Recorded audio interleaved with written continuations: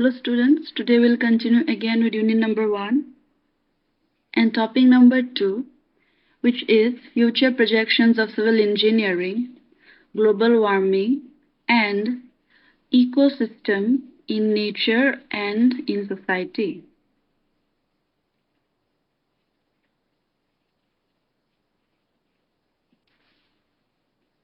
First topic is future projections of civil engineering. So in government sector, employment of civil engineers is projected to grow by 11% over the next 10 years, faster than the average for all occupations. So it has been predicted that there will be a demand supply gap of 44 million crores civil engineering professionals in India. As India is a developing country, the current infrastructure suffers obsolescence and civil engineers will be needed to manage projects to build, repair and upgrade bridges, roads, railways, dams, airports, buildings and other structures. Government jobs include SDOs in PWD, railways, irrigation, state development authorities, electricity board and in defense forces. In private sector, from being the proprietor of an organization, working as a consultant or contractor for government and private projects, to working as site engineer, surveyor, project manager, quality control engineer, billing engineer, structure design, etc. Also, sustainable development, it is the key to trend globally. The goals laid down by the United Nations include infrastructure, sustainable cities, which will be achieved by having energy efficient buildings, highly energy efficient buildings, smart materials in which civil engineers will play a significant role. The next topic is global warming, its impact and its possible causes. So what is global warming? This we have already learned. We have been learning about global warming since our school days. Now again, since this issue is still going on, so we are still studying about it, so we'll go through it. What is global warming? It is the phenomenon of climate change characterized by a general increase in average temperatures of the Earth.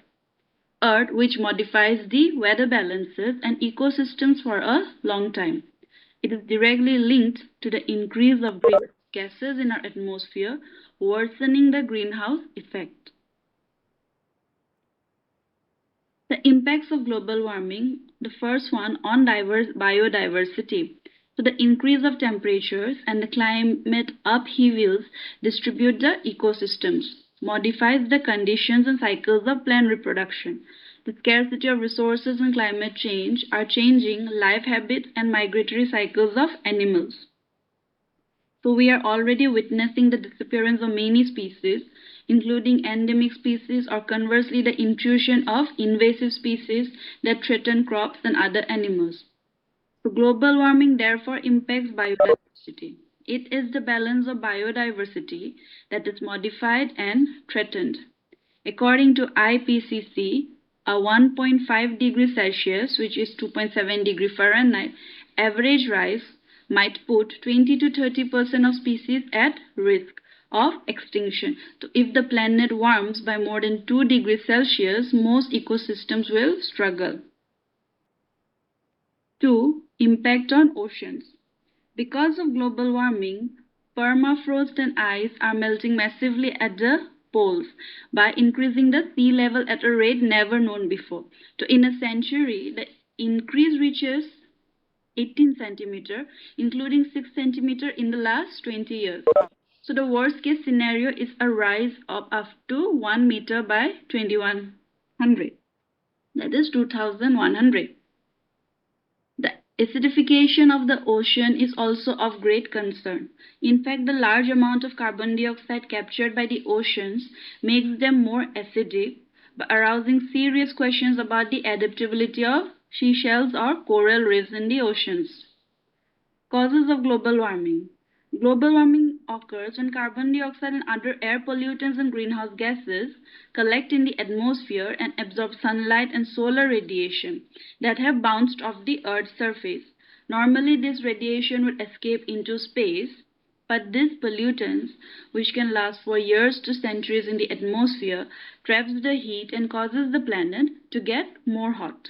That's what's known as the greenhouse effect.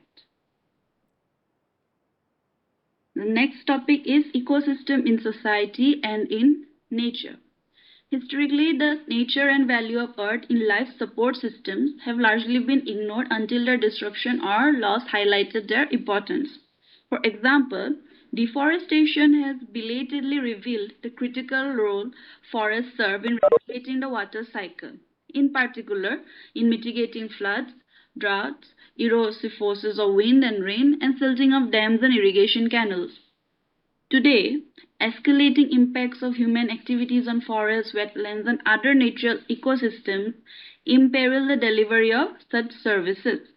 So, the primary threats are land use changes that cause losses in biodiversity as well as disruption of carbon, nitrogen, and other biogeochemical cycles, human caused invasions of exotic species, releases of toxic substances, possible rapid climate change, and depletion of stratospheric ozone.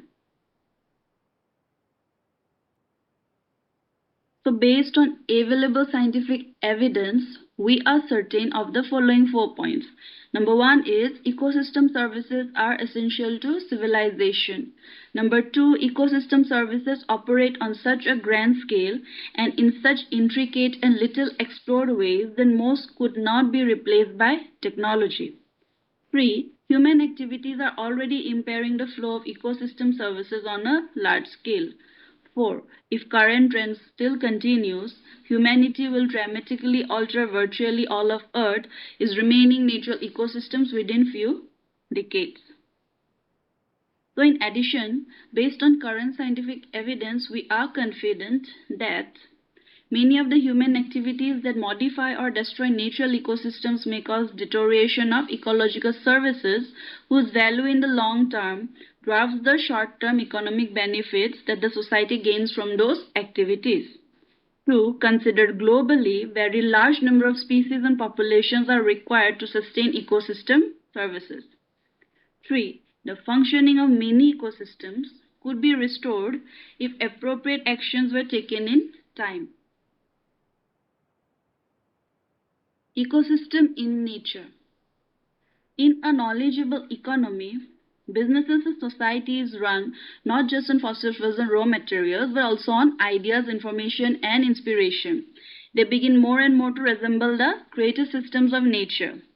Systems like the prairie, the coral reef, and the rainforest. Also, human life cycles are analogous to ecological processes. Societies can get inspirations and information from nature and ecology, and a society is founded on information, one whose lifestyle and ideas reflect the idea, the knowledge and design are the root source of value, is where the emerging economics like China and India should be heading. Seeing unity within diversity among disciplines and themes of ecology and culture can open new possibilities for harnessing the best of our financial, human, and natural capital. The heavy emphasis of the industrial economy on replication tends to cultivate false beliefs about the source of value. So, according to the machine model of business and society, it is natural or possible to think that we create value by taking in resources so as to develop products along with pollution and waste. But a business does not create by consuming raw materials. So all profit, all value is created by design. So trees are made mostly of air, cars and computers are made of rocks. What makes them trees, cars and computers is their design, their structure, the way their parts are arranged. So as we leave the machine economy behind and cultivate a living economy, we discover new drivers for societal values. Just for example, diversity promotes sustainability simply because diversity is a choice. The more diverse the organisms in an ecosystem, the more types of resources are available to deal with a challenge, the greater the likelihood of success. Living systems such as water cycle are regulated by such limiting factors as seasons, weather, sun, and soil, each of which is governed by feedback loops. So, feedback in nature is continuous. Such elements as carbon, sulfur, and nitrogen are constantly being recycled. Societies and businesses may not only be informed by nature but also be reformed by nature and ecological processes. Next, ecosystem in society. So the ecosystem approach promotes the integrated management of land, water, and living resources in a way that achieves mutually compatible conservation and sustainable use and delivers equitable benefits for people and nature. Effectively applying an ecosystem approach across the globe will require new participatory governance models that integrate or coordinate civil society as a key actor. So, civil society organizations which are proactive and empowered are crucial for ensuring good ecosystem management. So, the participation of citizens in the decisions that determine who has the access to and control over the nature resources that they rely on is the foundation of an inclusive economy. So, ecosystem dependent communities are indispensable participants in sustainable management. So, despite this, many people in developing countries continue to have little or no influence on decisions that affect the resources that they depend on. The Ecosystem Alliance, sponsored by the Netherlands Ministry of Foreign Affairs, came together in 2010 with the goal to improve the livelihoods of the poor and create an inclusive economy through participatory and responsible management of ecosystems. It was a joint initiative of three organizations with complementary aims and capacities. IUCN National Committee of the Netherlands, both ends and wetlands international alliance has been active in 16 countries for and further supports an international program component that focuses on advocacy and engagement with the private sector in Europe. So projects are currently underway with and through more than 130,000 civilian society partners along with three themes. Their three themes are number one, sustainable livelihoods, two, green, fair and inclusive economics, three, mitigation for of an adaptation to climate change. So last topic is ecosystems and the progress of society. Progress of societies, it is a process rather than a product, and it is evolving through a balanced realization of all capitals, which includes natural capital, social capital, financial capital, and manufactured or technological capital.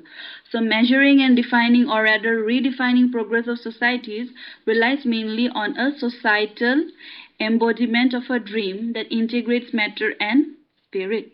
Economy, society, and ecosystem should go hand in hand together. So thank you. Now we'll go through few videos for your reference. Also at the same time you drop your name and enrollment ID in the chat box. Thank you.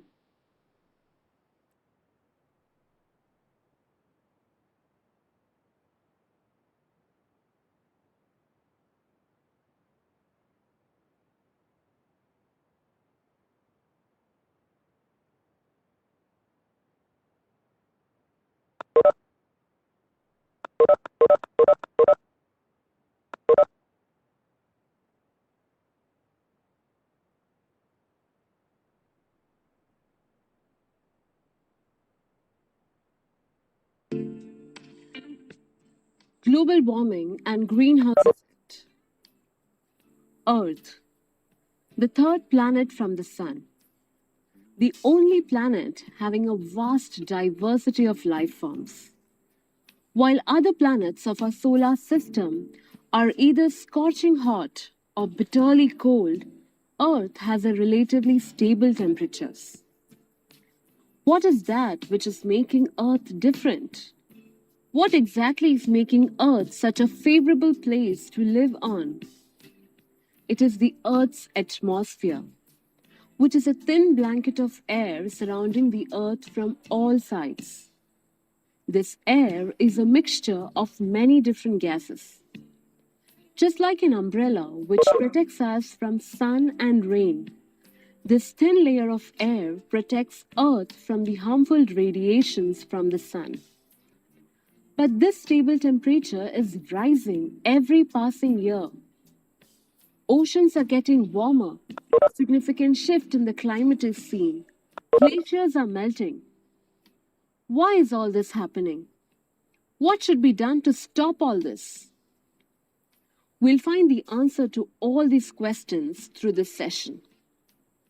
Earth is constantly bombarded with enormous amount of radiations from the sun, which we receive in the form of light and heat energy. These radiations, in the form of visible, ultraviolet, and infrared, have to first pass the Earth's atmosphere before reaching the surface. The ozone layer, which is present in the Earth's atmosphere, blocks some amount of harmful ultraviolet rays from reaching the surface. Of the remaining rays reaching the surface, part of it is absorbed by the Earth, and some, especially the infrared waves, are reflected back into the space. But some gases in the atmosphere traps this heat radiation and re-emits it to the surface, which leads to heating up of the environment. This exchange of incoming and outgoing radiation that warms the Earth is referred as the greenhouse effect. And the gases involved in this are called greenhouse gases, which mainly includes carbon dioxide, methane, water vapor, chlorofluorocarbons, etc. Friends, but are you not wondering why it is called greenhouse effect? Is it something to do with the greenhouse? If you said yes, you're thinking in the right way. A greenhouse is a glass building in which plants that require protection from cold weather are kept. The glass cover helps to trap all the heat energy and keeps the inside environment warm. Now consider our planet Earth. The atmosphere acts as the glass and traps the heat. The greenhouse effect is essential in order to keep our planet warm. In the absence of this effect, the temperature of the Earth's surface would have been -20 to -40 degrees Celsius. But too much of something is bad, right?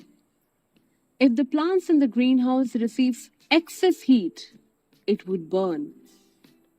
And if we consider planet Earth, over the last 2 centuries, human activities have changed the Earth's atmosphere in a dramatic way. The amount of greenhouse gases have increased and are still increasing. They trap too much heat.